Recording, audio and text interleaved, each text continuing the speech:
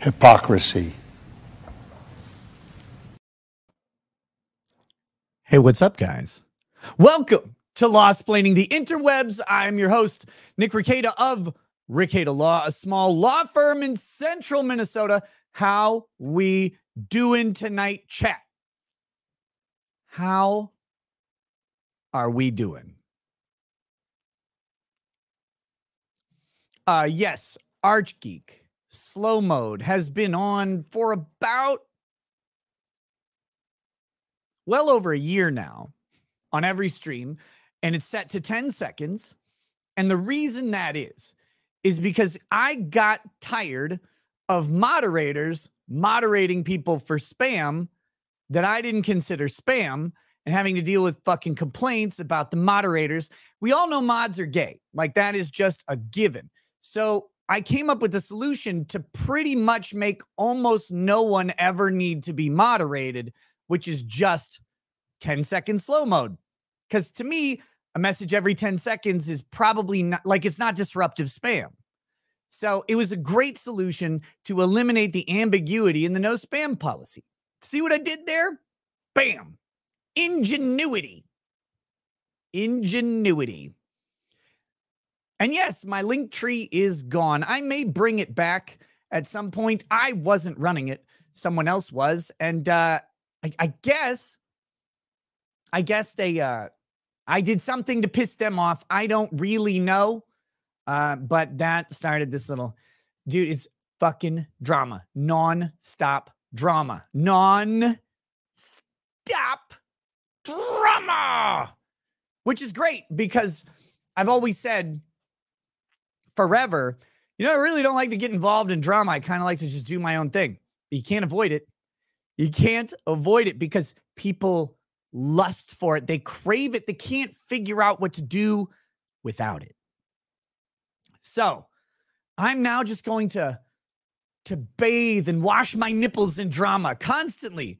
Just going to be in drama. I'm going to have drama coming out of my orifices. I'm going to have drama going into my orifices. I want my pores to exude drama. Maybe if I ask for drama, I'll get a drama-free environment, but I don't think so. Don't think it's going to happen because this is the world of YouTubery. This is the world of YouTubery. It's a weird place. And Rumble, I'm not shunning you when I say YouTubery. Actually, this show is primarily functioning on Rumble these days, which is great and fantastic. But I just use YouTube as like a general expression for video content creation. It's like the Kleenex of you know, face napkins or whatever the fuck they're called. So anyway, yeah, if you want to know, I'll tell you, there's drama. Literally fucking always. It won't go away, and I hate it. But it's there, and it's there to stay. And I'm sure every 8 or 9 minutes of my life, I am pissing somebody off just by existing. You can't fix that. You literally cannot. That's the world of the online. And you know, it's great because I've counseled other people on this, and yet, you know, you kind of ignore it for yourself, which is often how advice goes. But when I was deep in the Vic Mignogna stuff, and I was talking to another voice actor, they were asking, like, you know, these voice actors in anime were not used to people not liking them because anime is special. Anime was special. All right. Anime is no longer special. Anime is now the same bullshit as everything else. But anime for just a minute, and it was a long one, was special. And everybody just loved it. And here's the reason. If you watch anime, you know this. Like, I'm not insulting you. You are retarded. And I am in that crowd.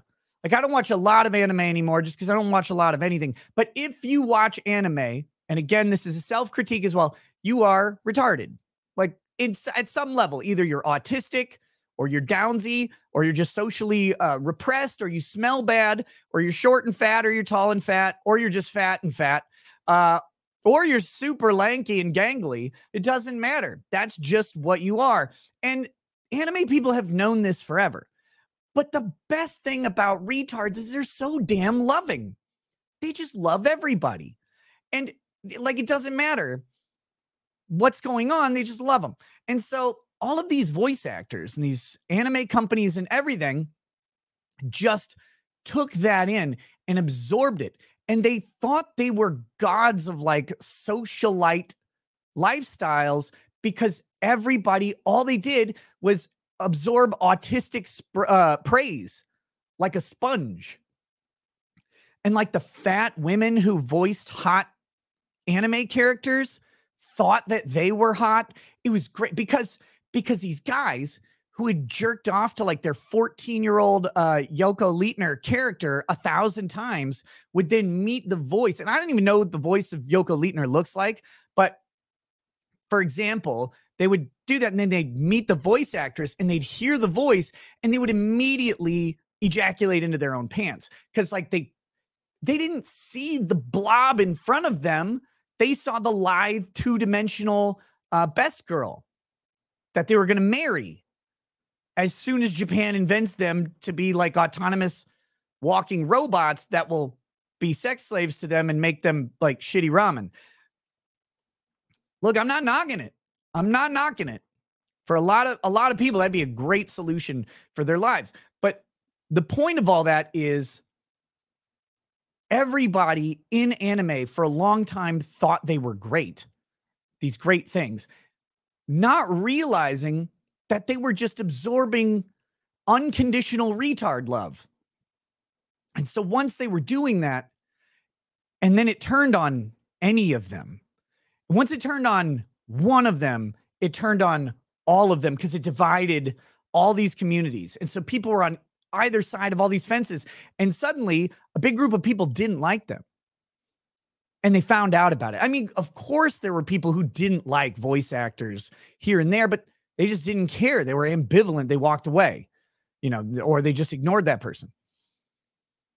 But suddenly there was not just unrepentant adulation.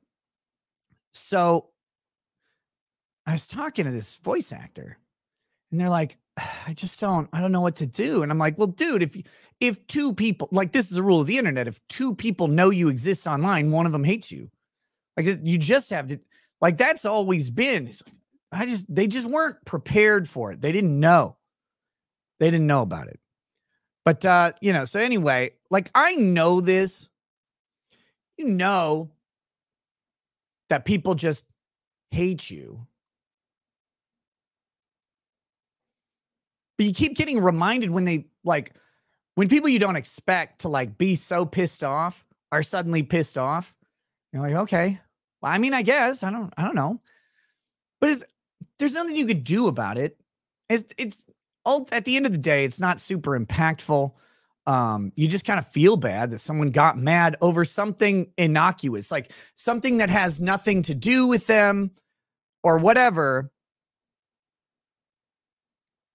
I don't know. That's life. That's life. But to some people, it's a big deal. No, I'm not going to name names. It's not about that. It's not about perpetuating drama or anger or anything like that. Things happen. For me, I have a different approach to not liking someone or something. I just don't consume it anymore. Like, I don't feel like hounding the thing or begging it to be better again. And like, I know a lot of my friends and a lot of my friends in like Comicsgate and stuff like that, you know, they harp on Marvel and DC and they want these properties to like be good again. And the sad like children whose Papa Star Wars went to go get a pack of smokes when the first one came out, and they've just been in denial about how fucking bad Star Wars has been for a really long time. And they're like, they'll make a good one eventually. Let me break it to you. They never made a good one. And yeah, I mean it. They never actually made a good one. They just made something revolutionary. But just because it was revolutionary doesn't mean it was like good. It was just better than a bunch of trash. With that, they're still begging for Star Wars to get good.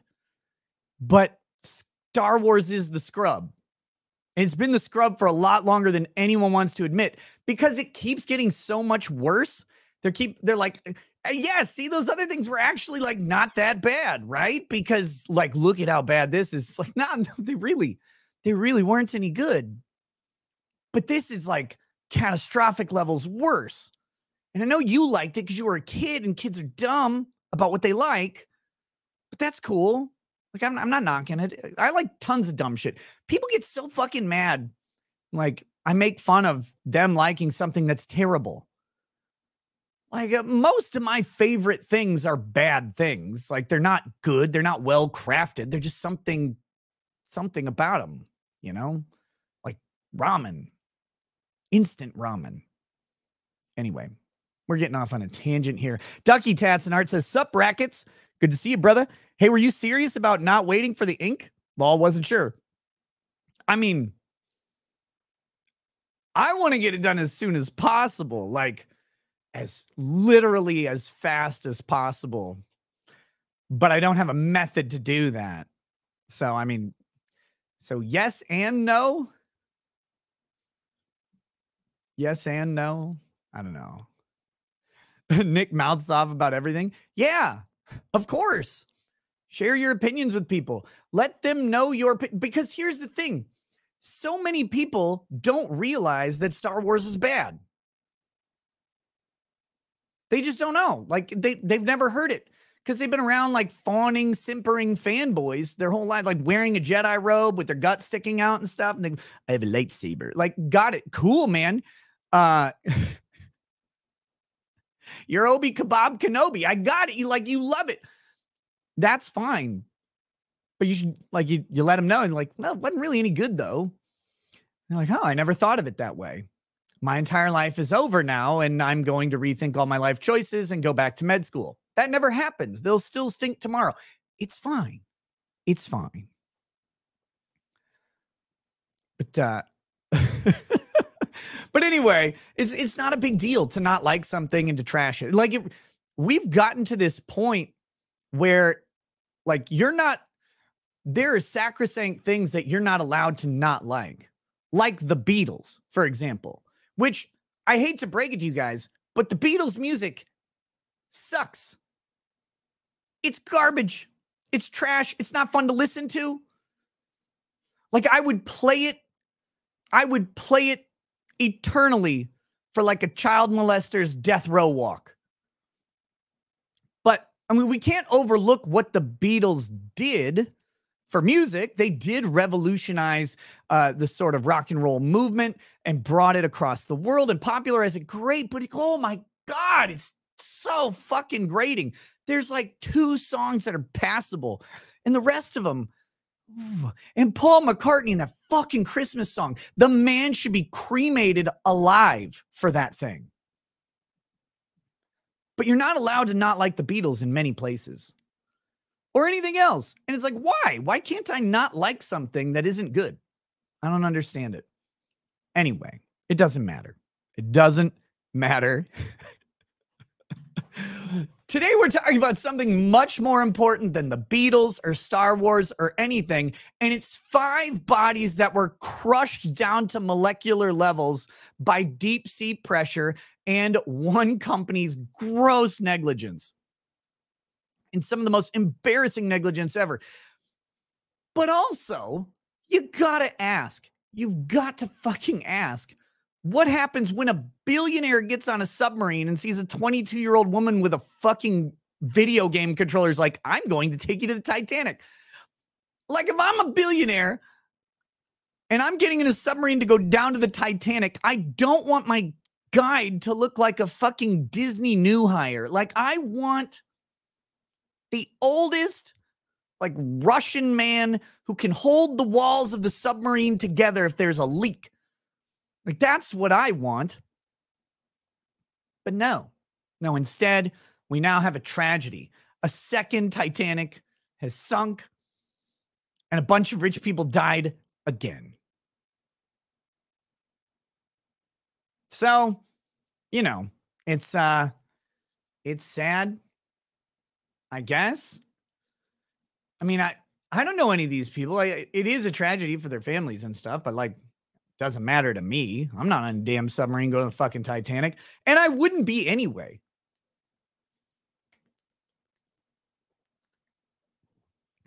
One, I'd probably get motion sick the entire time. But that's, you know, it doesn't matter. We're going to talk about, so the question is, unquestionably, they're dead as shit, like super fucking dead. Apparently, the U.S. knew or had a pretty damn good idea that the sub went like a can underwater days ago. They just been sitting on it. Like, oh no, they're probably still okay. Fuck. Shit. You know what the inside of that submarine has to look like? I know it's crushed down to nothing, but do you know what like how goopy it had to be until the seawater came in and brushed it out? Yuck. But anyway, so it's now being reported that the U.S. Navy, which we have underwater listening stations, basically microphones and shit that can hear, like, sound travels a long way through water. And so they have these listening stations that detected what they believe to be the implosion days ago. And there are competing theories as to why it was released today. Maybe because of Hunter Biden shit. I don't know. It doesn't matter. Does it matter why the government conceals information from the entire world, taking up, literally millions of productive hours of time from people? It doesn't matter. They just do it. Like, they do it all the time. They have their own reasons, and it's corruption. Like, it doesn't matter why the corruption exists. You just got to know it does. But so they knew about this, had a pretty good idea that the ship imploded and everybody was dead a couple days back. But they pretended not to. That doesn't matter in this question. The question is, now they're all fucking dead, is there liability here? And that's an interesting question. I think it's a good legal question, a legal topic to discuss. So grab that topic. So we're going to talk about it. I think I can find a copy of the liability waiver that they signed. Now, some people think if you sign a liability waiver that you've waived liability, but that's not true at all. There are lots of issues with liability waivers. And we're going to get kind of a high level look at some of those issues. It really is going to depend state by state or under what law they're operating and all of that stuff. But the short answer is a liability waiver is not going to protect from everything that could go wrong. Liability waivers tend to protect from negligence related to foreseeable activity that is waived away, specifically in the waiver. But you can't waive away gross negligence a lot of times. You can't waive away wanton or willful acts. Like, you can't waive that. Like, you can't just, we waive any willful or wanton act of the employee, and then the employee comes up and shoots you in the face. Like, they can't waive that liability. It's unconscionable to put that in a contract. So I think we're going to take a look. We're going to take a look at the liability waiver, talk about it a little bit. That'll be fun. I don't know. Bud Light has claimed that they're learning. They've now got their director of marketing going around talking about the lessons that they've learned and how it was a wake-up call for them. So we're going to take a peek at that, make fun of Bud Light because they're fucking stupid. And they're not fixing it. They're just trying to do something to stem the bleeding, and it I just really want to read about that and shit on them. And then we've got the Senate. The Senate is now vowing after July 4th to go after the Supreme Court on ethics.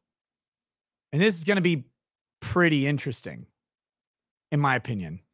And there's a lot to discuss about the Senate going after the Supreme Court and trying to set rules. So we'll take a peek at that. We'll take a peek at the Constitution. We'll talk about what maybe can happen in regards to it. You've probably heard me gripe about it a little bit.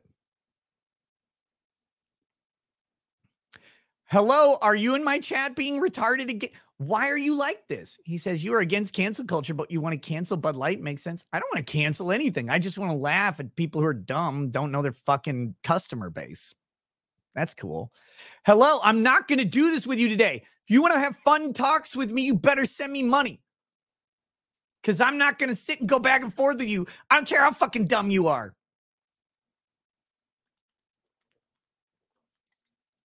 All right, here we go. Let me hit a couple of these super chats, and then we'll start getting into the show. Another thing I heard, I'm trying to confirm. I heard Ariadna Jacobs' lawsuit against Taylor Lorenz is moving forward. I think getting past the like an initial motion to dismiss or something like that. I'm not positive exactly what's going on, but I heard that something is happening in that case. So I'm gonna be looking into that and seeing if I get some information. That's going to be a topic coming up in one of the next couple shows, probably. So, okay, here we go. Frederick Little gifted 20 memberships and then 10 more. Thank you, sir. Thank you very much for gifting those memberships. Very much appreciated. Ninja Work 111 says, hi, Rackets. Can you possibly try to explain to me why on earth Trump kept all those documents and then wouldn't give them up? It doesn't make sense. It just seems so asinine, self-destructive, like he wants to play 2024 hard mode. Yeah, I can tell you a couple things.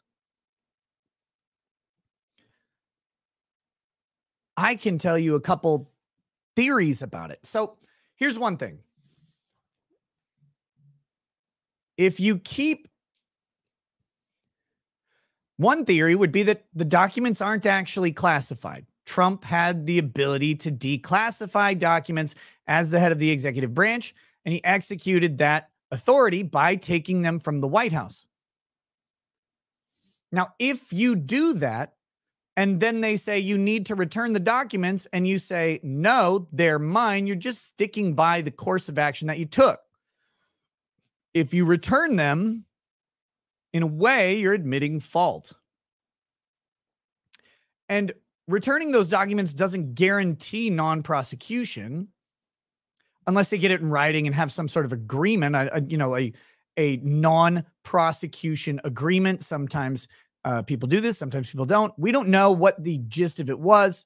We just know that one lawyer who no longer works for Trump suggested that he tried to arrange to have the documents returned and that Trump refused or something like that, which may in fact, just him saying that may be a violation of his ethical obligations to his former client, but let's ignore that.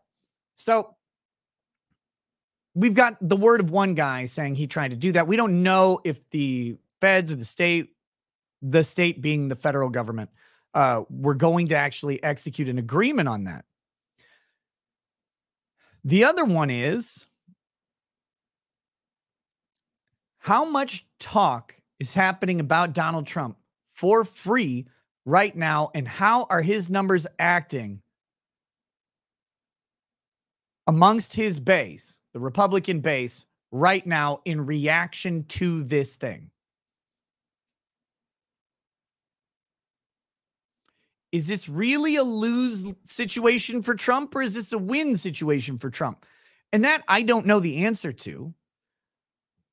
But there's a good indication that Trump's prosecution over these classified documents, which seems highly political, easily characterizable as a political assassination, all of this is feeding into him securing the Republican base that he didn't necessarily have before it happened.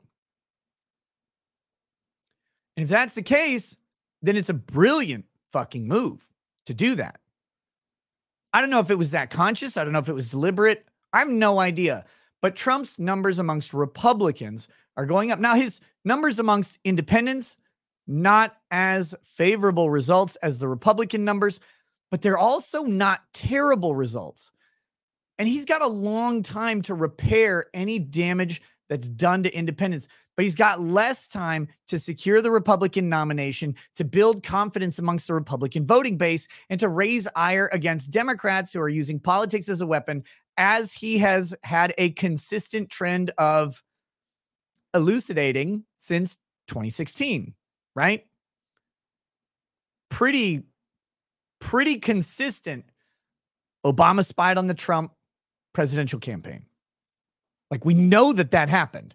They denied it and denied it and denied it, but we know that it happened. It eventually came out that it happened.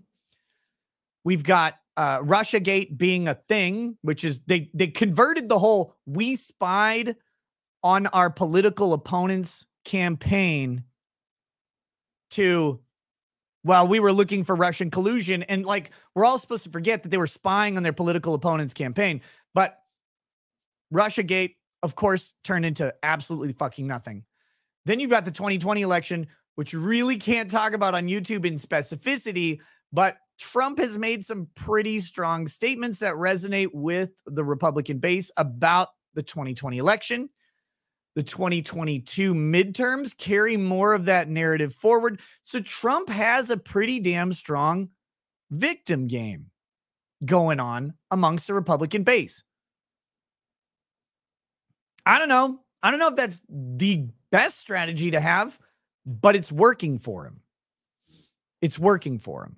So why did he keep the documents? Could be very conscious reason to go ahead and solidify the base, or it could just be sticking by his guns and not doing nothing wrong. And a lot of people who commit an alleged criminal act with the full belief that they did nothing wrong will maintain that they did nothing wrong the entire time. And I mean, if you're going to stick with it, go for it. All right, next. Legal Vices. Hey, what's up, Jeff? Says, simply having a wonderful regatta time. You know what, Jeff? I'm activating North Korea right now because of that.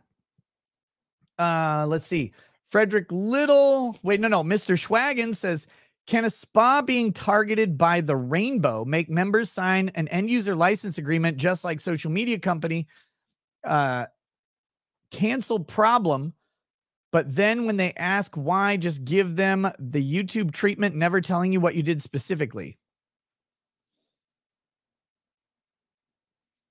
I'm trying to read what you mean in that chat. So are you saying like a spa with a membership program have an end user license agreement that includes like an anti-discrimination or anti-bigotry pledge for like social media posts or statements made, and then just like cancel you from the membership to the spa? Yes. I mean, yeah, in theory, yes.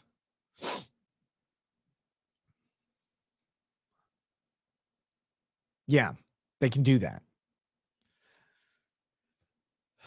The fucking licensing, like, it's not like a license agreement, but the contracts for service programs or memberships or whatever, they do have the ability to do that stuff. They shouldn't, in my opinion, but they do. Did you miss the show discussing how Amaranth and XQC, two largest Twitch streamers, have left to go to Kick streaming, or did I miss it? I mean, I briefly addressed it somewhere. I don't know. Not like a big thing. And no, you cannot buy the lawyer cat painting off of me, Bob Rob, but thank you for asking. Frederick Little, you don't have the money. Frederick Little says, glad to be a member for 32 months. Can't believe it's been almost 3 years. Much love for you and the channel, Nick. Keep up the great content, my friend. Hey, thank you, Frederick. He also gifted 5 more memberships. What a hero. Thank you. Frederick Little gifted 35 memberships already so far today. All right. What do we got next? We've got, oh shit, I got to get.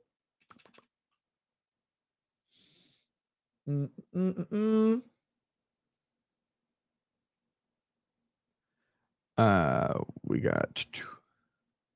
Okay, sorry. Thought I had something going on. Whew. And when you get like a notification, you're like, ah, shit. That happened, but it was fine. Okay, we're gonna jump into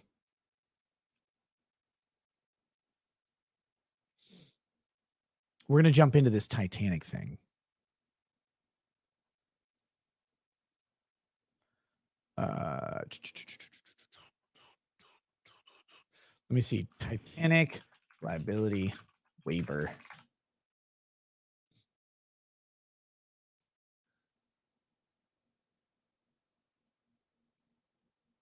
Will you No, I don't want to disable my ad blocker. There we go. All right. Wonder if Christian bakers can make people sign an NDA on wedding cakes. Shockingly, they don't. That one won't stand.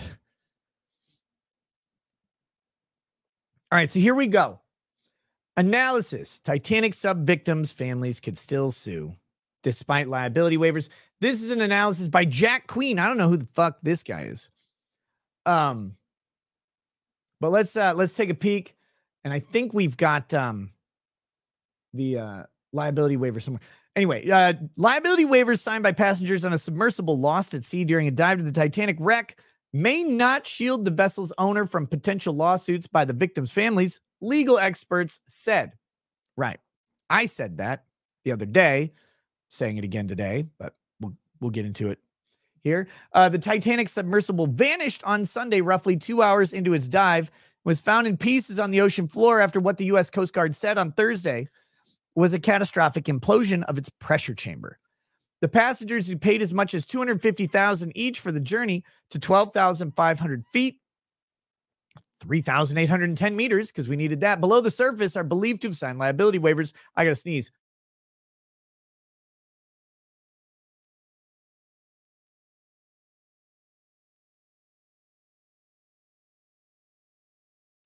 Oh, it's stuck in there. Oh, you guys ever have that? Where you're like, oh, man, I'm going to sneeze. It's right there. I'm going to sneeze in 2 seconds. And then you're like, and it just doesn't happen. Fuck. I was about to make another submarine implode. Oh. I did sneeze a couple days ago. It's probably what the Navy heard. They're believed to have signed liability waivers. A CBS reporter who made the trip with Ocean Gate Expeditions in July 2022 reported that the waiver he signed mentioned the possibility of death 3 times on the first page alone. Well, yeah, okay, so let me briefly talk about this. So, law around liability waivers is dependent on jurisdiction. But one of the things you want to do, you have to waive liability for something, you want to be as clear about the potential catastrophe, injury, result as possible. Like, you need to waive specifically related to the activity you're doing. So if, say, you're waiving liability for a negligent act of a pilot of the submersible, which leads to death, like, you'd want to say that pretty specifically. So having death mentioned 3 times on the first page alone, like, sure, that goes great in a news article, but it's not actually weird. Waiving liability for various things includes specific notice being provided to the person signing the waiver. And that only makes sense, right? Like, we need you to waive this stuff. What stuff? Oh, you know, some general stuff. Like, anything that could happen. That's not going to work in a liability waiver. You can't just waive all liability for any and every possible outcome. But you need to waive specific liabilities for specific activities that are happening. So again, you could potentially waive a catastrophic electrical failure or something like that due to, again, negligence. Not typically gross like negligence or wanton or willful acts. That's where a lot of this is going to lie. But again, just merely having death mentioned a couple times, you're going down 12,500 feet to where things get crushed under the immense pressure of ocean water. Anything goes wrong and you're fucking dead. Like, there's not even injury for the most part in what you're doing. There's a ton of potential for death. Like, this shouldn't surprise anybody at all, in my opinion. But the sensationalism of the wording is I guess there. All right, here we go. Reuters could not independently confirm the terms of OceanGate's waivers. They did not immediately respond for requests for comment. Waivers are not always ironclad, and it's not uncommon for judges to reject them if there is evidence of gross negligence or hazards that were not fully disclosed. That's what I was just talking about. Weird. Quote, if there were aspects of the design or construction of this vessel that were kept from the passengers, or it was knowingly operated despite information that it was not suitable for this dive, that would absolutely go against the validity of the waiver, said personal injury attorney and maritime law expert Matthew D. Schaefer, who is beast in Texas. And yes, and this appears to be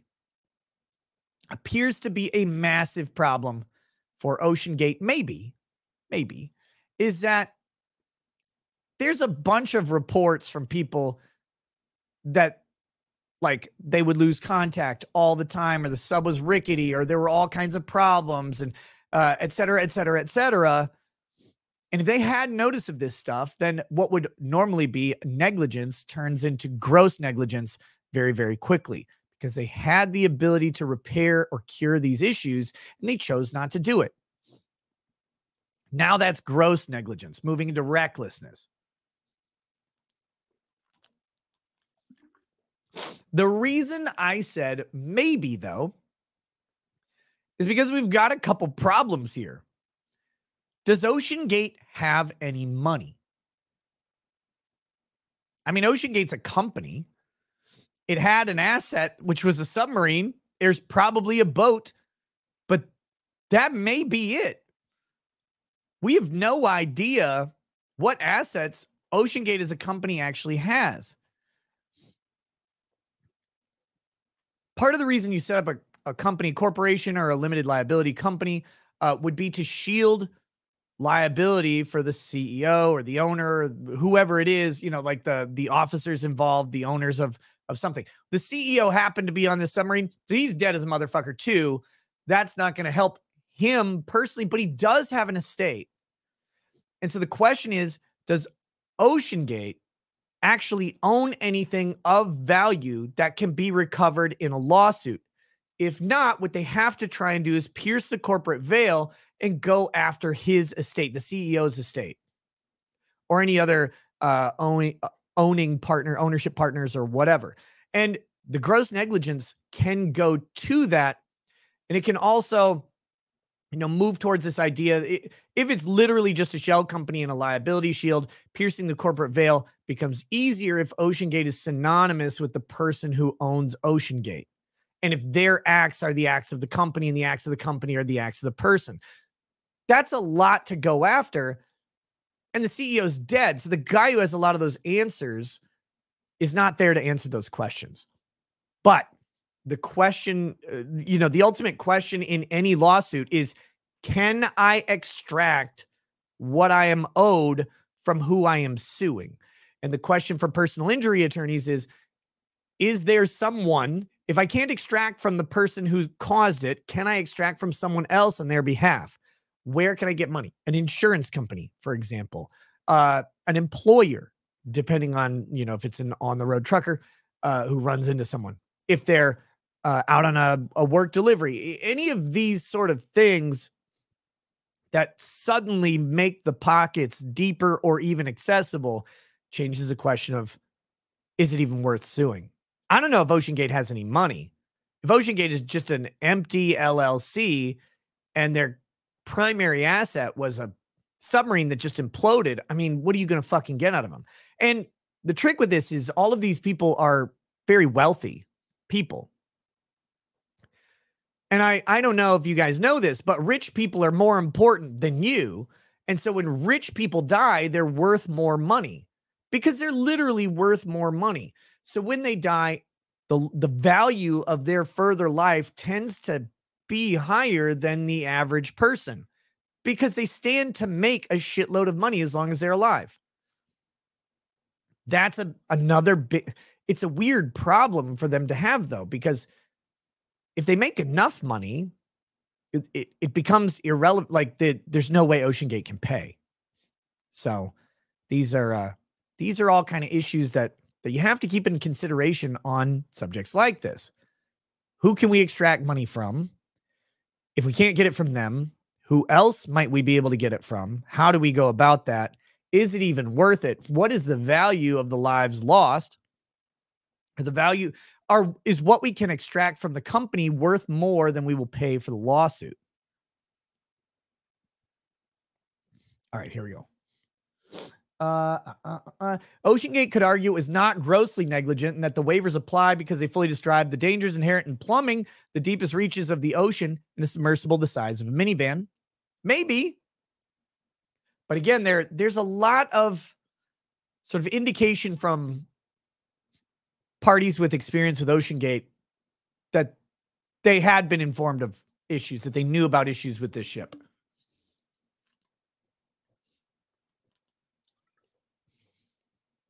Sejong the Great says, I call it the Jurassic Park waiver.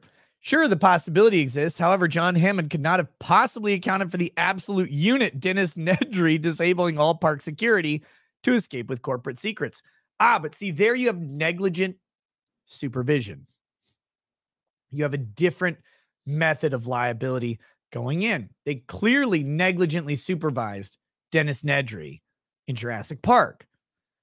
No one was keeping tabs on what he had access to.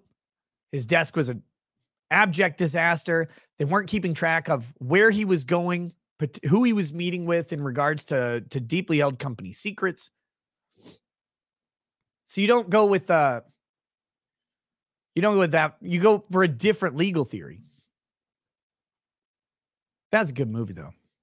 And of course, Wayne Knight was fantastic. Okay, the degree of any potential negligence and how that might impact the applicability of the waivers will depend on the causes of the disaster, which are still under investigation.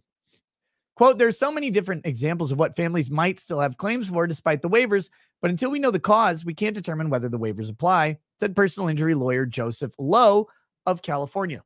And I mean, sort of. But let's be real. Like, your first problem, you lost communication with the sub. For whatever reason, the communication system broke down. Now, that is in one of two, which leads to the catastrophic loss of life, right? One of two things occurs. Negligence, which means there's faulty equipment. They had an opportunity to inspect it. They inspected it. They didn't catch the fault, and the equipment was faulty. Or there's gross negligence, which is they inspected the equipment. It didn't pass safety standards, and they went anyway. Or they were informed of communication issues. For example, a person who did go on OceanGate on a previous trip said they lost communication every time. Every single time. Now, if that's true, and they had a history of losing communication with the submersible, that's gross negligence. That's one issue. Another issue, the fucking controller. The controller is a huge liability issue. It's literally a shitty video game controller that they're using to pilot the sub. Now, unless you can get experts in to say that most submersibles are piloted by shitty Xbox controllers, you've got a negligence issue. Probably a gross negligence issue. Maybe some weird theory of products liability. No, if no other personal submersible on the planet is using a Mad Catz Xbox controller to steer, then you have an issue. You have potential negligent supervision of the pilot, or negligent employment of the pilot. I don't know if this is true, but there's rumors that the pilot of the submersible was an inexperienced person who should not have been piloting a submersible down to that depth. I don't know if that's true, but that's a theory. And again, you're either in negligence territory, like the pilot had some condition or like that was not detected, or you're in gross negligence territory if this pilot has had problems in the past. Anyway, there are tons of theories and possibilities, but we can speculate on several of them really, really easily. If it's merely a matter of some sort of seal or weld giving way, those are probably negligence issues. Unless they've had the submersible crack and have, take on water in the past, or they said the implosion of a pressure tank. If they've tested this pressure tank and it tested fine, you're going to be in negligence territory, not gross negligence territory. But that will depend on if they specifically waived equipment failure of something like a pressure tank in the waiver and how thorough a judge wants that to read. But we can speculate on what it is and still give some answers. Like, well, there's so many different examples. Yeah, but like, give a little bit. Give us a little bit. Families could not be reached on Thursday. It is possible none of them will sue. The families couldn't be reached. Yeah, hi. Your spouse is grape jelly on the bottom of the ocean. We would like you to comment on the liability waiver he may or may not have signed. Would you like to do that, please? What? You're calling him today? Today. All right. Bold, I guess. Just goes to show Reuters will go to the depths of the ocean for the story. OceanGate is a small company based in Everett, Washington. It's unclear whether it is the assets to pay significant damages, you mentioned earlier, were any to be awarded, but families could collect from the company's insurance policy if it has one. The company's insurance policy likely is going to have some sort of capped payout per person, $2 to $10 million, maybe. I mean, how do you insure against a billionaire dying? Like, you have to have policy limits somewhere. They do know that they have wealthy clientele, but I mean, how much insurance are they paying? If they had insurance, I mean, they should. It's probably a requirement that they have business liability insurance to operate in the state of Washington, but we don't know if they do. Families could also seek damages from any outside parties that designed, helped build, or made components for the Titan if they were found to be negligent and the cause of the implosion. Yep, absolutely. And that's an interesting place because, OceanGate, if they contracted with a third party to build the submersible, they may not be waiving the negligence of the third party in their liability waiver. So they could, typically that liability waiver is going to extend to OceanGate. The question is, will OceanGate have an indemnification clause in the contract for the construction of the submersible? Now, if they do, and OceanGate agrees to indemnify the third party, construction company, and then OceanGate has in their waiver a waiver of liability for faulty parts or something like that, then that could actually insulate those third-party construction companies from liability. Potential. But again, it's going to go back to, is there strict liability here that cannot be waived because they did something that no one else in the industry would do and was foreseeably unsafe in the way that something happened? That's a different story. But we don't know any of that right now. Death on the high seas. Can we just take a minute and appreciate old school media? Can we just death on the high seas? What the fuck why do you have that as a subheading? What is wrong with you? What is wrong with you? Clearly, it was death under the high seas. It was not on the high seas. It wasn't up top. It was well below. It was well below. But what a pointlessly insensitive. And now I'm super insensitive, right? I'm going to make fun of everything. I'll make fun of the dead people. I don't care. The submarine, whatever. I do have compassion for their families. But their families aren't watching the show. So, and if you are, sorry. I joke about everything all the time. There is no too soon joke. It's not you. It's me. I'm the broken one. But this is Reuters. You're not supposed to do this. You guys are supposed to be professionals. I'm supposed to be an asshole. OceanGate could seek to shield itself from damages by filing a so-called limitation of liability action under maritime law, which lets owners of vessels involved in an accident ask a federal court to limit any damages to the present value of the vessel. Since the Titan was destroyed, that would be zero. Well, there you go. This I'm not familiar with. I am not a maritime law expert. I asked Legal Vices if he would come on the show tonight 10 minutes before I came on the show tonight. And he's like, I don't know. I'm really busy with like real life work. And I was like, oh, thanks, Jeff, you bitch. So I would have to ask him about like how this works. I'm not familiar with that. Again, not a maritime law expert. But yeah. But OceanGate would need to prove it had no knowledge of potential defects with the submersible, carry the burden of proof, which legal experts said is a difficult burden to meet. Again, you can just go on Twitter and see people who have either gone on the submersible or refused to go on because of knowing the defects in the actual equipment. Legal Vice is on Aussie's stream currently.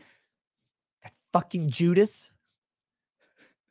Legal Vices Iscariot. Cedar Rose, hey, what's up? Says, what happened to the Titanic owners after the sinking? Did they get sued back then? I have no idea. Sejong the Great says, serious question. How many dives was this craft expected to take with that hull? Wasn't this like in the late teens of dive numbers? Even Navy subs have regular structural assessments, and they almost never go to that depth. Serious answer. I have no fucking idea.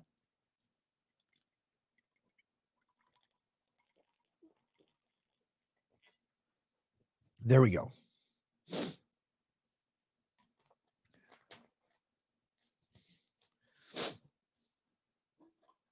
All right. If OceanGate were to fail in such a case, families would be free to file negligence or wrongful death lawsuits. Another maritime law, the Death on the High Seas Act. Oh, that's why they use death on the high seas. Allows people who are financially dependent on someone who died in a naval accident to seek only the portion of that person's future earnings that they would have otherwise received. Plaintiffs cannot recover losses for pain and suffering in those cases.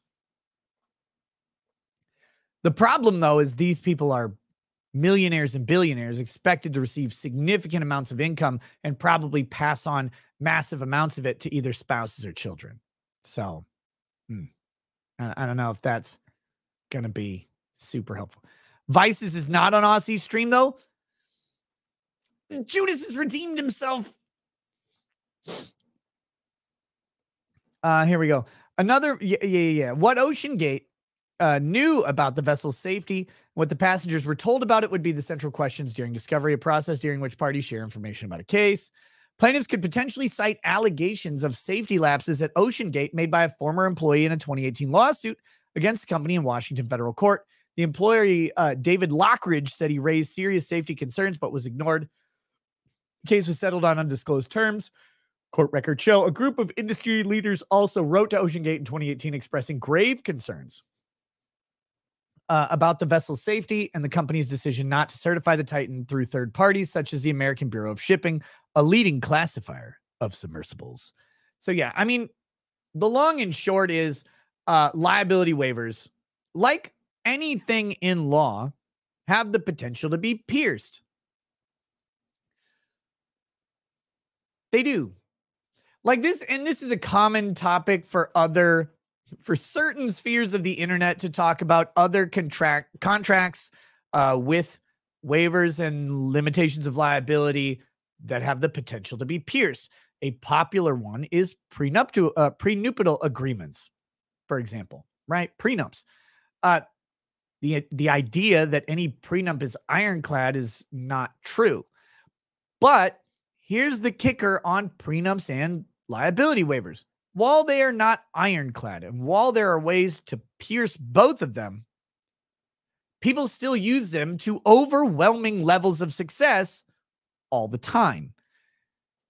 So you can't like just decide that because they are pierceable that they are worthless. And that is kind of the internet way of looking at everything, which is to be the most retarded in your approach to the issue.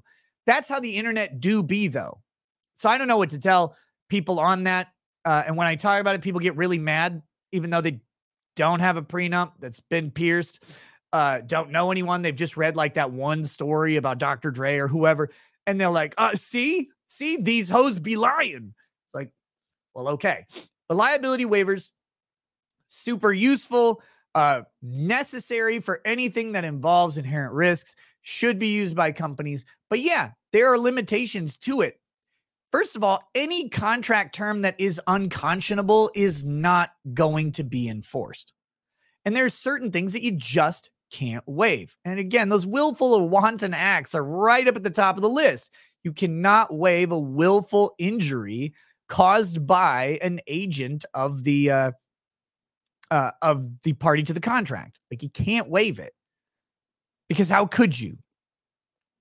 But you can waive negligent acts, because negligent acts, like we call it negligence, but oftentimes negligent things aren't really preventable things. Negligence just means, like, in some theory, you had a duty and you failed to perform that duty. It doesn't mean that, like, you did something specific that caused you to fail because you suck. It's just like something went wrong, and it's your obligation that nothing go wrong. So it's kind of your fault. That's negligence. You have a duty. There's a breach of duty, causation, and damages. That's negligence. But you can waive most of that away if you say, look, there's some shit that might happen. There's some shit that might go wrong here. Let me tell you what kind of shit could go wrong. You're going in a Pringles can down at the bottom of the fucking ocean. If the hull cracks, you're dead. If the CO2 scrubber fails, you're going to die. And when I say if the hull cracks, you're dead, like a jet of water is going to shoot in and slice you into two, and then the whole thing's going to crush in while you're still there, like not quite dead, but like, oh, fuck, I'm cut in half. Then you're going to get crushed. It's going to be bad. It's going to suck. There's other things that could go wrong. And you list these things out and say, look, we do our best to make sure that this stuff doesn't happen to you, obviously, because you gave us $250,000. But the realities are the ocean exists. It's terrifying. It's deep. It's an uninhabitable environment for humans, and you're going as far into it as humans really go. So shit goes south, you're toast. And here's all the ways it can go south. But we have, a team of experts. We check out the ship. We do all these things to ensure that. And that's where negligence comes in. That's where these waivers work. But it looks like in the case of OceanGate, they're going well beyond negligence. Like, they're going into gross negligence. They have been informed of some of these problems. They've not fixed them. The question is, what is the cause of the actual destruction of the vessel? Or more appropriately, what is the cause of the loss? And that becomes a different question. Let's talk about that for a second. So there's a couple types of causation involved in, any tort, all right? You have, and yes, you can laugh at this, you have but-for causation. But for this thing happened. But-for causation is just at some point prior to an event, something happened that led to that event. That goes way back. It goes back really through all of history to the creation of submarines, for example. Like, but for the creation of submarines, these people would still be alive because they wouldn't have been on the submarine, right? But that doesn't make sense. That is not the place where liability can rest. So what you need is the other type of causation, which is proximate causation. And that is the last intervening act that led to the loss, led to the tort, led to the negligence, the breach of duty, all of that stuff. In this case, was it the implosion of the submarine that killed these people? I mean, practically yes, but is there a prior event that is the cause of the overall loss? we can argue, depending on what side of this question we want to be on, that the loss of communications with the parent vessel is the actual cause of the loss. Because if they had not lost communications, rescue efforts would have been theoretically easier. Even if the submarine were like swept by a current or had some sort of, propulsion failure or something like that, as long as the submersible is intact and findable, they could in theory have recovered this ship. So you would argue, depending on how you want that answer to be, that the proximate cause of the loss is actually the equipment failure for communications. Now, maybe you make that argument because you're OceanGate and you checked the communications equipment. In fact, you just installed brand new top-line state-of-the-art communications equipment. There's no sign that it would have failure. You had it checked by an expert because you'd heard of the prior communication system failing. And so you went and got the best one and put it on the sub. But maybe the hull had some issues that you didn't check out, but the communication was good. So you would argue the proximate cause is actually the communication failure. You do have that on the liability waiver because you've had issues in the past, even though you've attempted to remedy them. You've known that that is a potential for harm in this situation that could lead to damage. There you go. Or maybe they didn't specifically waive liability on a failure of communications equipment. And then if you're on the other side of it, you want to argue that that's the cause because maybe they did waive a pressure tank implosion very specifically.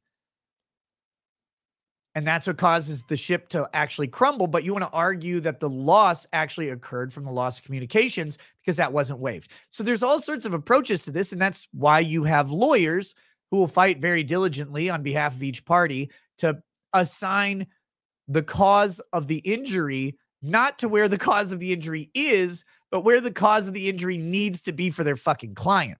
That's the trick. That's what lawyers are there for.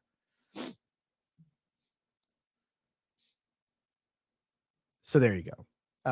But yeah, look, obviously, rich people dying on something that starts with Titan that's on the water in a specific spot in the Atlantic is tragic, I guess.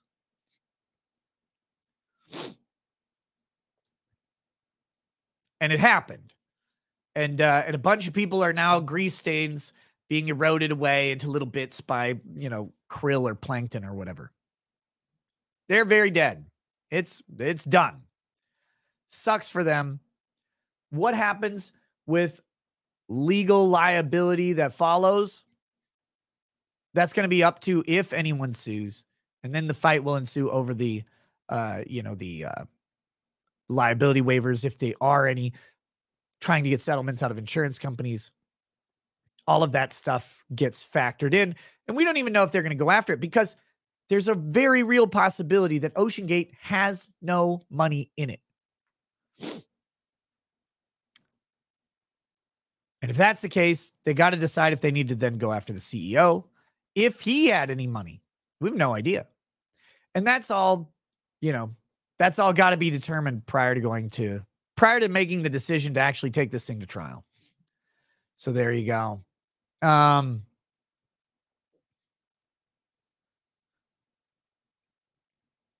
EA Cowden says the waiver did say this is an experimental vessel. So how would that play into suits? I mean, it wouldn't. Because while it's an experimental vessel, submersibles that travel to deep depths of the ocean exist. There are, known sort of designs, known features of these vessels that experts would look at or would look to in designing a new one, even if it was experimental. All of that would, you can't just say, well, it's experimental. We made a whole new one. There are ways that these things have been built in the past that they would look to for design features, for a product liability sort of feature. But yeah, again, it's really going to be the specificity of the waiver, if they had knowledge of the issues, which would raise it to gross negligence, and what actually caused the loss. And yes, I know the CEO died. We covered that earlier. If the CEO died, that's great. He still may have an estate that has value to it. That estate can certainly be sued in his absence. The question is, can you pierce the corporate veil protecting the CEO's assets that would now rest in his estate. Maybe you can, maybe you can't.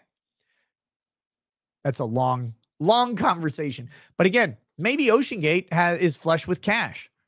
I mean, we know they have like, 750 grand from the most recent trip. Just issue a refund. All right. Let's see. The Squid says there's a place near me that was called the Offsets. Basically, an old quarry turned into a swimming hole. Their liability waivers were pierced because the land and possible dangers changed and they didn't update the waivers. Yep, absolutely. And that happens with a lot of companies, a lot of activities, churches, schools, stuff like that. They'll use the same liability waiver year to year, but they'll add activities and forget to update the liability waivers. That happens a lot of times. Shifting conditions. Again, liability waivers tend to require a decent level of specificity in waiving liability. You have to inform people of the potential dangers. If every year your church holds a running event, for example, and you waive liability for the running event, like, potential for pulled muscles, fractured bones, falls, if you're running down a road, a driver moving onto the course, any of those things, you would want to inform them of those potential risks. Now, let's say one year they decide to change the running event into a steeplechase event. The steeplechase is where you run, like you jump onto a hurdle thing, and then you jump past that, and there's a water puddle below that.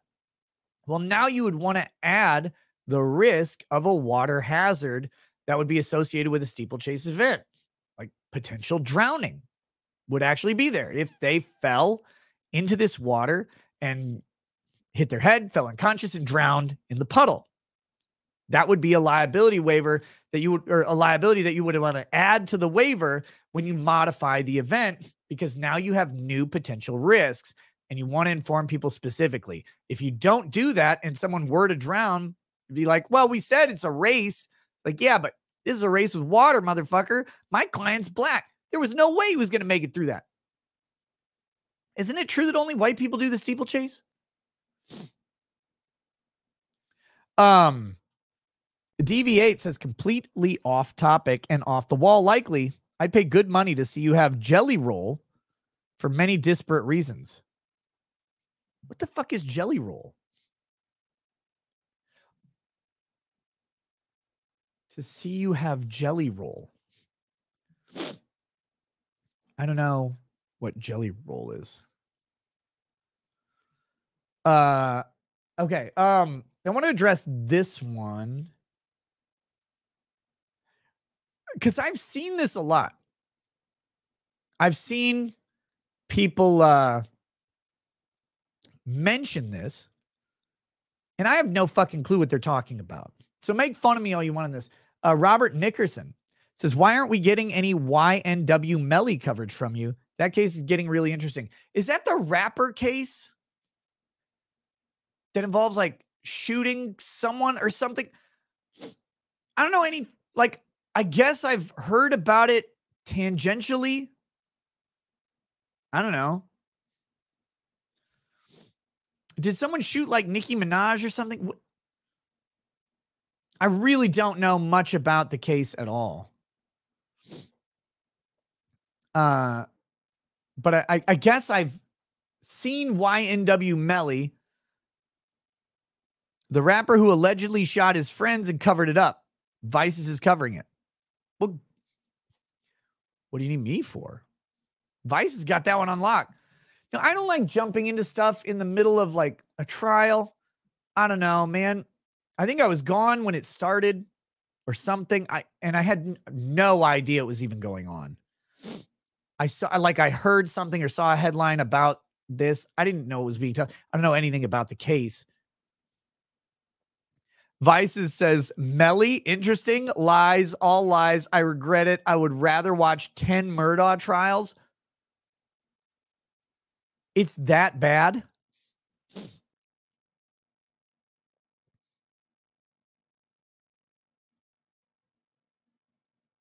Wow. Jelly Roll was on Joe Rogan. Who the fuck is Jelly Roll? I invited Jeff on, but he's busy.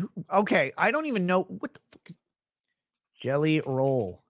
An American singer. This fat guy?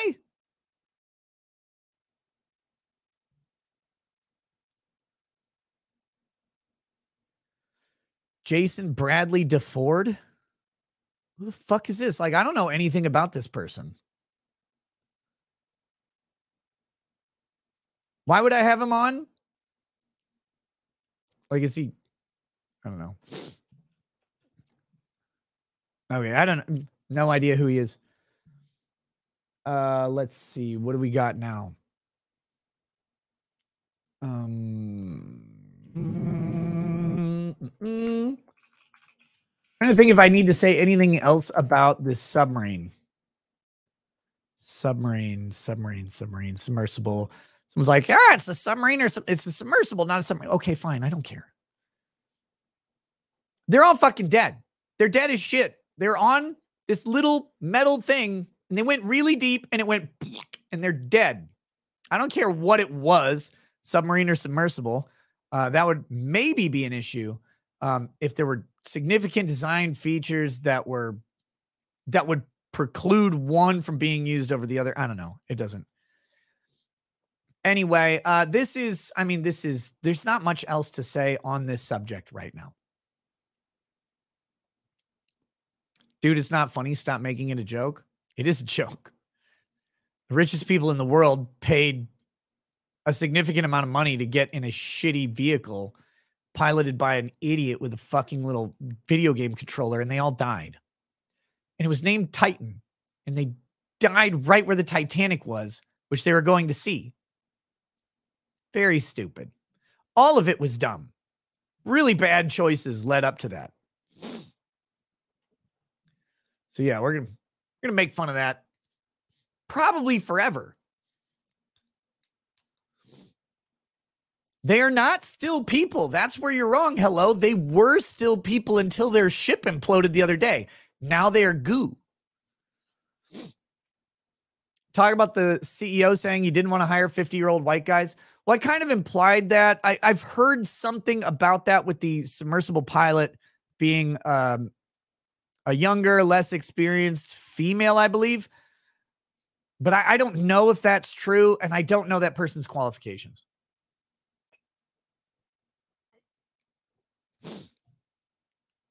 So I don't know. But if that's the case, that could lead to, again, negligent employment, negligent supervision, negligent training, any number of issues that would be an avenue to liability as well.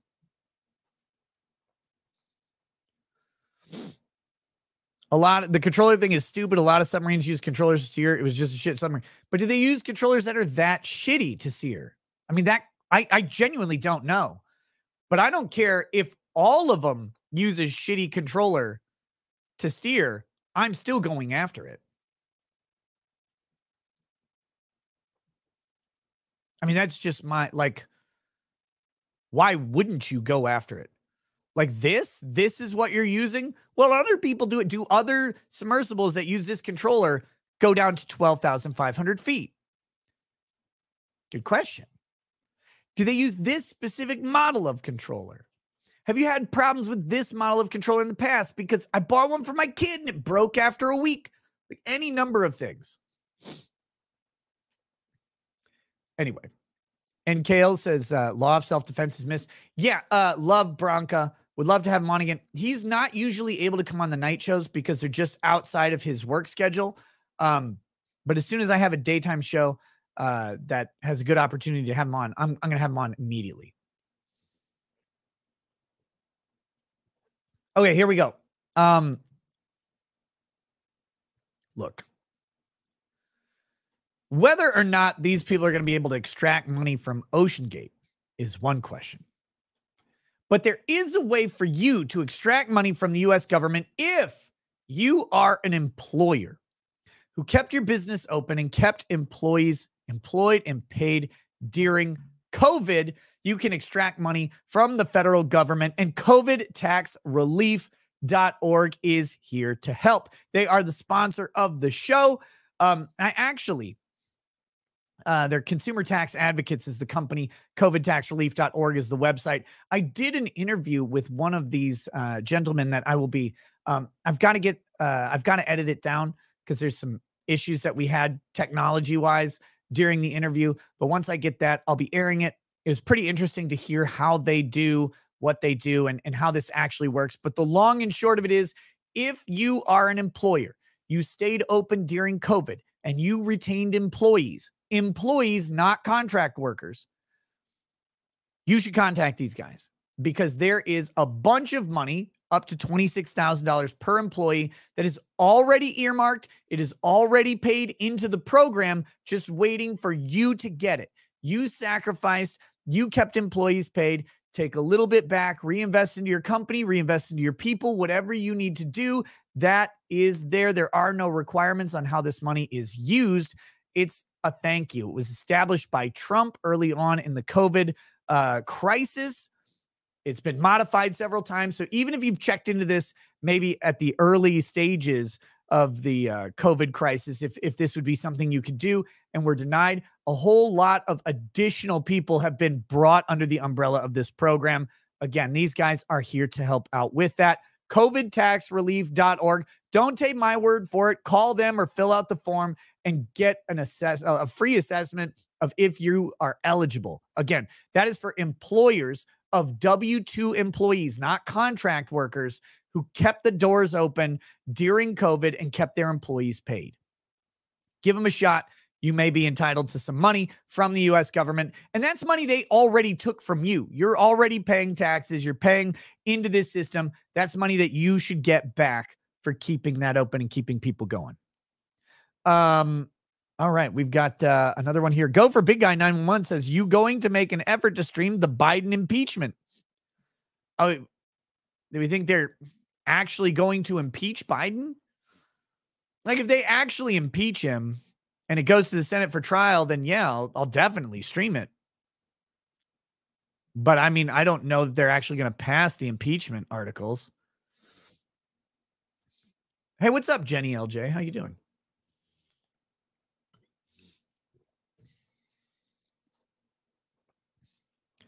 Let's see. Okay, what do we got next? You know, I guess we should do the wrap up the YouTube super chats, move over to Rumble for the rest of the show.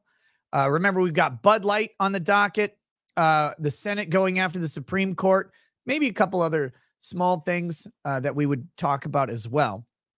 But let's go ahead and hit these YouTube super chats, and then we'll make the move over. And I'll hit the existing Rumble super chats as well. Some people have complained that I do the YouTube super chats like earlier than the Rumble ones. I do them on the same schedule. $20 and up, I hit right away. But one thing I have been doing is, because we're getting off of YouTube, I try and answer those. But I'm going to make it a policy to catch up on the Rumble super chats at the same time, because I don't want to treat them differently. It's just kind of this funky artifact of switching platforms in the middle of the show. Third-party intervener on behalf of the client says, what the fuck? You're on time tonight? You okay? I mean, I was a couple minutes late. Xander's Rants. Will your heart go on and on? Yes. True and honest Shamada Bad Pressure Bad Calf Care says, hi, Rackets. Hey, girl, how you doing? Long time no chat. Jacob M says, you're into the tentacles. Admit it. I mean, who isn't? Who isn't into the tentacles? Hungry Ewok says, nothing kills something's cool faster than popularity. Cool. Kevin in ABQ says, hey, Nick, can I get a toast in memory of my friend Larry? He passed at 95, leaving behind his wife of 75 years and a very large and loving family. Yeah. Yeah, man, I got you.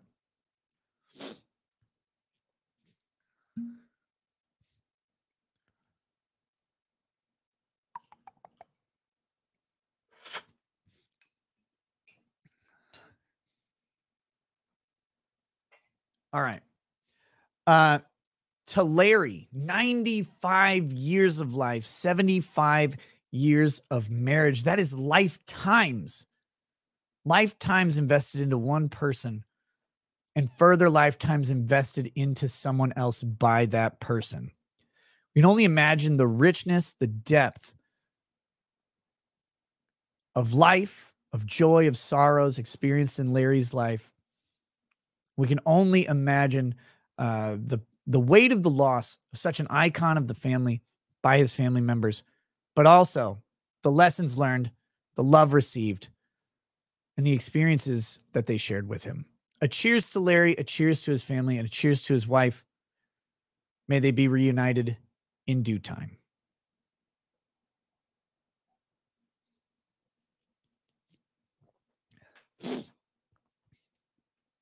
Jason Koppinen says Stockton Rush went woke, sub broke. Jackie Z, the CEO of the Ocean Gate, is great-great-grandson of the victim of the Titanic. Even 100 years later, the Titanic still takes lives. Squizgar2322, fun fact, I did some rough calculations. Based on the internal volume and the pressure involved, the air inside the sub would have been heated to about 130,000 to 190,000 degrees Fahrenheit in about 30 milliseconds. Shit. That's, that ain't good.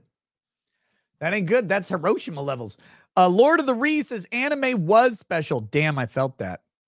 Mephisto says rewatched American Beauty last night. Say what you want about Kevin Spacey, but that man can act.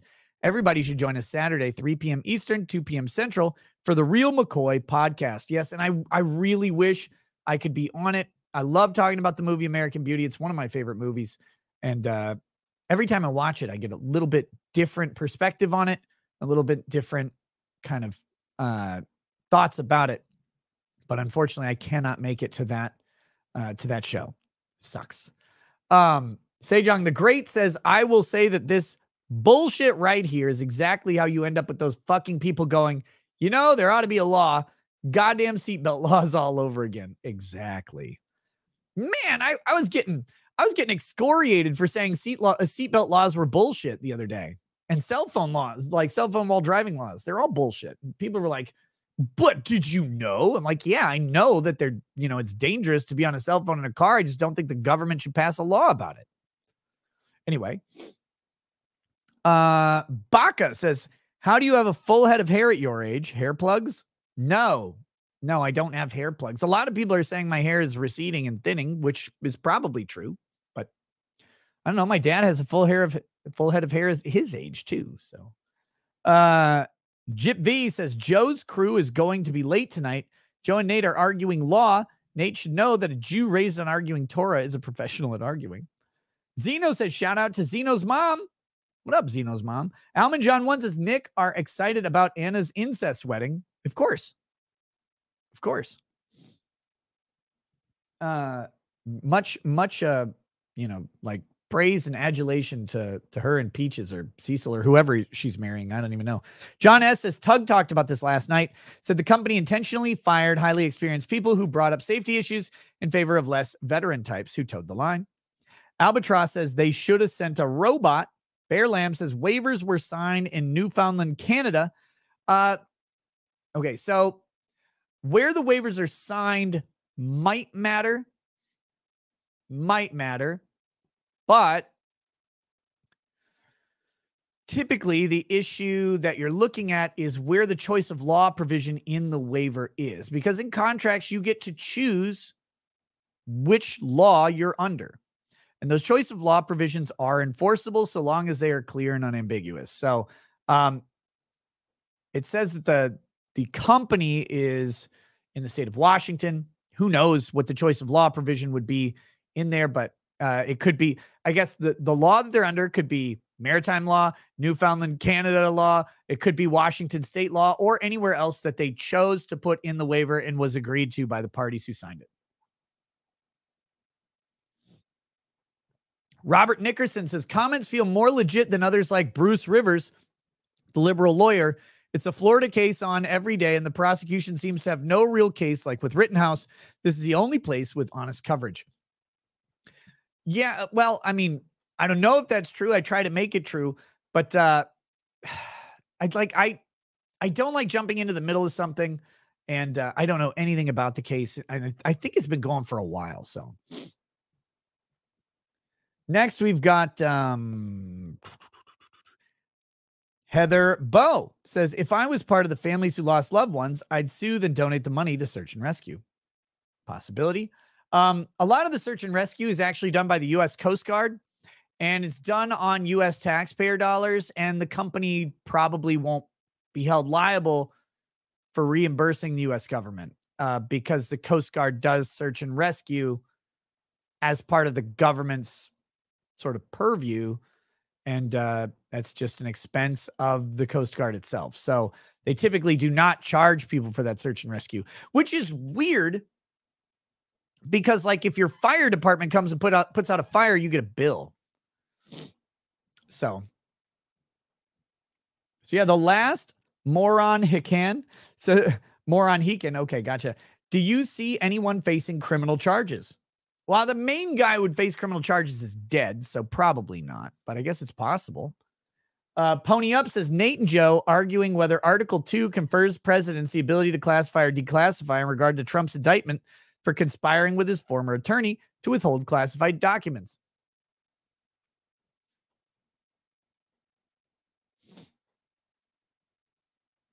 That's a good question, isn't it? Does Article 2 confer the power to classify or declassify documents? I can see arguments both ways.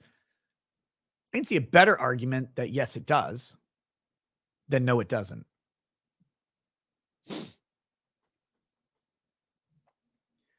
SD Alex 46 and 2 says, Rackets, the sub was a carbon fiber hull. It doesn't crunch, it shatters on failure. Good to know. Good to know. James, I missed a few minutes, but do they go after the owner's trust since he died in the implosion also, or is it strictly the company? But again, if it's in a trust, it's potentially much harder to go after. Depends on the nature of the trust. Is it an irrevocable trust? Is it a revocable trust? Who are the beneficiaries? Who's the trustee? Are you able to pierce the trust in the similar manner to piercing an LLC? All of those questions, trust can be structured to be very resistant to creditors and even lawsuits. Is it a trust or was it an estate? I don't know what the assets are. I don't know where the assets of the company are. I don't know where the assets of the CEO are or how they're classified. And all of those questions have to be answered on whether you can, before you can determine whether you can go after it. Wolfgang Deo says, as a former STG of the U.S. Navy, I forgot that we have the unclassified IUSS on the Eastern Seaboard. So the U.S. Navy probably knew that the thing had imploded. The search for this was cheaper than for migrants training too. Yeah, and they've now reported that they seem to known it was imploded a couple days ago. Jesse Bear 2115 says there's a video of the CEO talking about how they made this sub out of carbon fiber and titanium against industry standards and warnings from experts. There you go. That's a problem. Could be a problem. Next we've got PPY DPY says, are you okay? Is everything okay? The kid's all right? Yeah, man. How are you? How's it going? Sejong the Great, the owner downgraded the communication suite because he got tired of the base ship interrupting his experience with voice comms. Nice. Says, I promise you they will not go after the company. They will go after the government. How are they going to go after the government? Sejong the Great also says, the ultimate irony is they got on a vessel called the Titan, and the only thing they were missing was IC. Robin Sage gives new meaning to my favorite saying, women drivers, no survivors. Crass Cat, whatever happened to the 3-ounce mushroom guy? Is he still in this galaxy? He's in the chat right now. It's hello, the weirdo.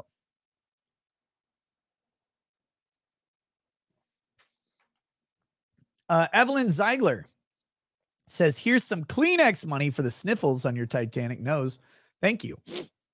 Thank you. It's a little stuffy today. Eddie S., what a strange way to advertise Titanfall 3. Look Bach says, wife is in labor. Silent prayers for the safe delivery of my daughter.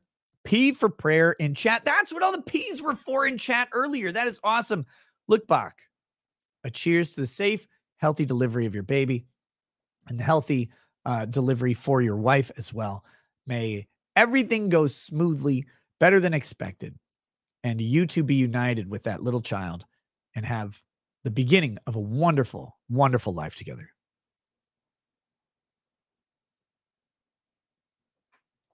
All right. With that, I think we're all caught up. We're going to move over to Rumble now. And yeah. We're going to move on over to Rumble. So if you are on YouTube and you want to follow us over to Rumble, top of the chat bar, there's a pinned comment by Jessica Reloaded. It has a link to the Rumble show. Also, in the description of the video on YouTube is a link to the Rumble show as well. You can also go to my tweet or my locals post about the show and get the link there. But we are leaving YouTube. Alas, I will miss everybody on YouTube for the night. We will be back tomorrow at 11 p.m. Central with another show. New topics, new discussions, maybe guests, don't know. We'll figure that out as we go. But this is the end of the YouTube show after we say Wolfgang Deo says this boomer is not going to Rumble. Good night, bud. See you. See you, dude. But if you have not checked out Rumble in a while, I'd humbly ask you to give it a shot. They've made lots of improvements to their chat, and they're continually updating the platform and making a better and better experience. Plus, we currently have over 80s. It just jumped up a whole lot. We're almost we passed 8,700 people watching on Rumble right now. So we are, there's quite a few people over there having a grand gay old time. So come and join them, and we will continue the show over there. If not, I'll see you tomorrow, hopefully. Maybe we'll tackle that Joe and Nate question either later tonight or tomorrow. I don't know. Peace. Peace. For the thousands in attendance and the millions watching around the world, ladies and gentlemen,